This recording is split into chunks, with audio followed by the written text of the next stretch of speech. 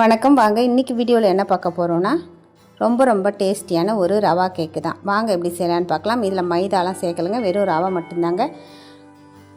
ஒரு பாத்திரம் எடுத்துக்கோங்க. அந்த பாத்திரத்தில் 2 டேபிள் ஸ்பூன் நெய் சேர்த்துக்கோங்க, 2 டேபிள் ஸ்பூன் தயிர் சேர்த்துக்கோங்க. புளிப்பு இல்லாத தயிராக சேர்த்து ரெண்டையும் இந்த மாதிரி விஸ்க் வச்சு நல்லா ஒரு 2-3 நிமிஷம் இந்த மாதிரி மிக்ஸ் பண்ணி விட்டுட்டு அதை ஒரு பக்கமாக வச்சுக்கோங்க. இப்போ ஒரு மிக்ஸர் ஜார் எடுத்து அதில் 1 கப்பு ரவை, இது வறுத்த ரவை கிடையாது, வறுக்காத ரவை தான், அதை அப்படியே டைரெக்டாக போட்டுக்கோங்க, வறுக்க வேண்டிய அவசியம் கிடையாது. இப்போ இதில் 1/2 கப்பு சர்க்கரை சேர்த்துக்கோங்க, சேர்த்துட்டு நைஸாக அரைச்சி எடுத்துக்கோங்க.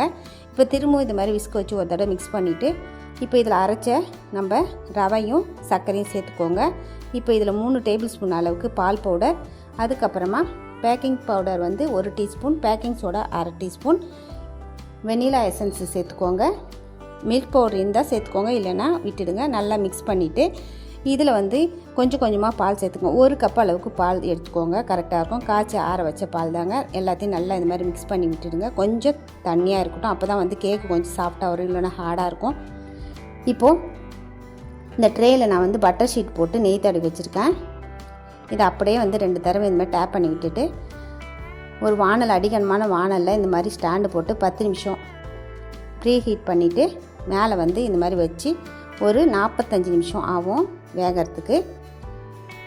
நல்லா வெந்துருச்சுங்க பாருங்கள். இப்போ ஆறுனதுக்கப்புறமா நம்ம இதை கட் பண்ணி வச்சுக்க வேண்டியதாங்க.